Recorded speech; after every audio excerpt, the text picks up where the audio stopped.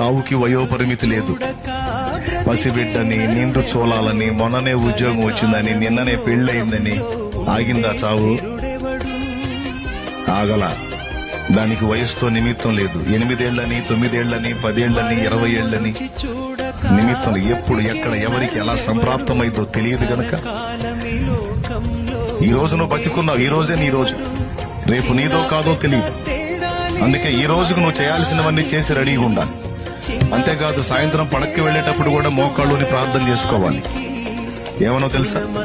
ఈ దినమంతట్లో, గడిచిన కాలమంతట్లో నేను ఏదన్నా పాపాలు చేస్తుంటే దయచేసి నీ రక్తంతో నన్ను కడిగి పరిశుద్ధపరిచి తెల్లని వస్త్రం వల్లే నా బ్రతుకుని తెలుపు చేయేసయ్యా.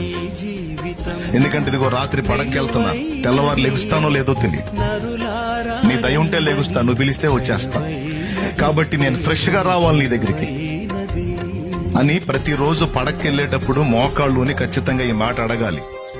తెలుసా?